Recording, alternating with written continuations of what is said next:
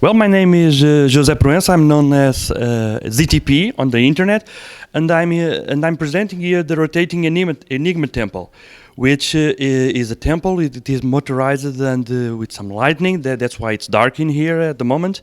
I have got a riddle, and there is a story about some four colors and the four elements and things like that. And people start by interacting with some light here by pointing at the temple. They have to find where is the activator, and there is a light that shows where it activates.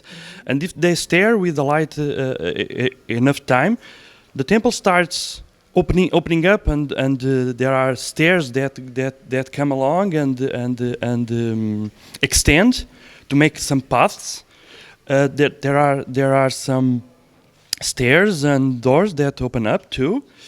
At the point where the temple is fully extended, one can use the light to direct the rotation of the main temple. With this rotation,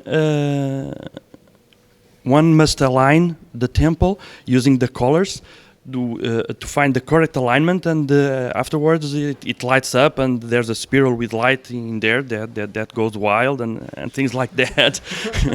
So it's people are fond of this, that they pick up the light and they start experimenting. Very few come to the end.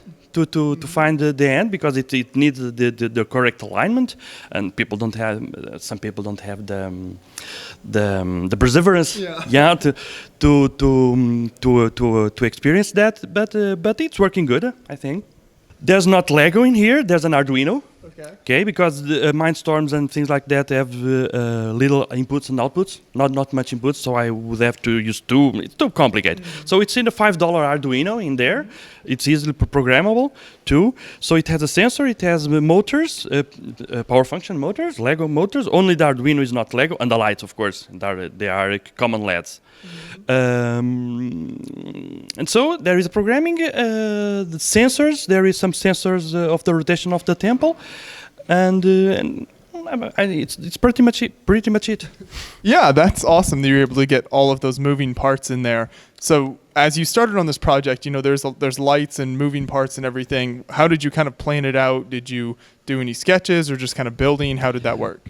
Well, that was an interesting aspect, because I've tried a new approach, new for me at least, a new approach, which was to build the volumes without the details, using big parts, those panels, those big panels. I had a lot of them, so I started building the volumes of, like an architectural.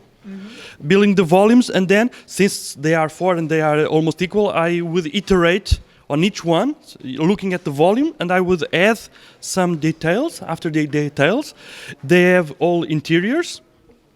The interiors are not that much detailed. At the time, my daughter was playing with this, so I had to make it playable.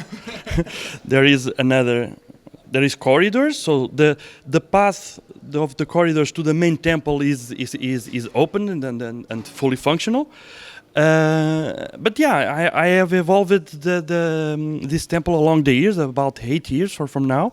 It started with the main temple, did not rotate. I added rotation, then I added the towers around it. The stairs, the moving stairs, was a thing that took a long time to iterate several versions, because Lego has problems sliding, rubbing one another, and yeah, that's it. That's really impressive. There you go. You get the light on there as well. So this is a very cool project. When you set this up with all these parts moving and everything, does it break into sections to set up at a show, or how does that work? Breaking? Does it? Yeah, it's modular. It's nine full modular. I've got the boxes under that table, 9 boxes. It's fully modular. It uses the power function cables, power function cables to connect all of them. So I disconnect at the base plates, and fully modular. Mm-hmm.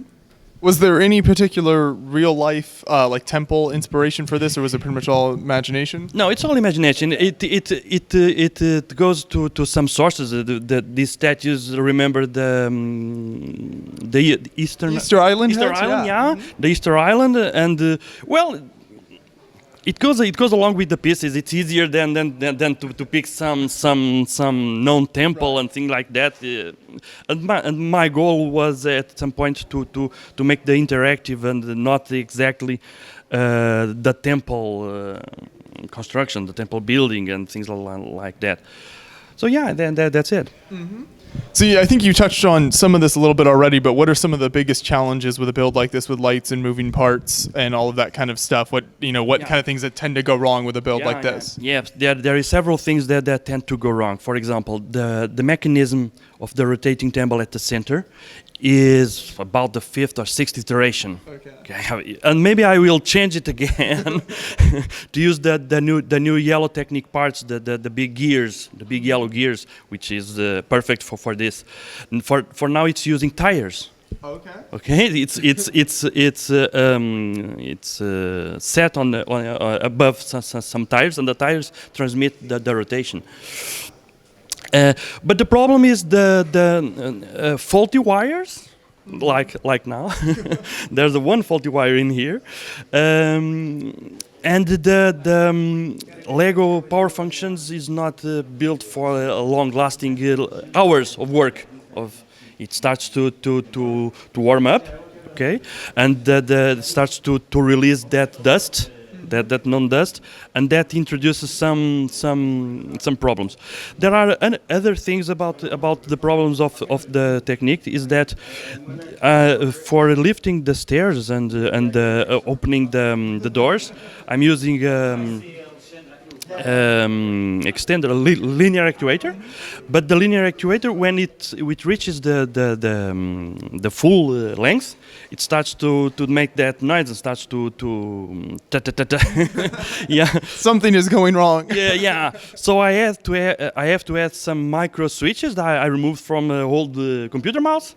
I have to add that so it stops the power when it reaches the right end, the full length of the movement, and I think that's it. For the problems. Yes, the main problem is the rotating temple. It's kind of heavy. I don't think you can show it clearly, but it has an inside temple that does not rotate. Okay. So because the alignment is fully done at a certain angle.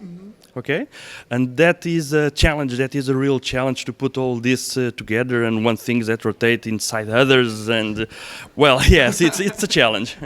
I can see how that'd be complicated, but I really like what you've done with the build, and it's interactive for the public and everything. Yep. So I think that's really cool. So I appreciate you taking the time to talk with me about it. Thank you. Okay, I appreciate too.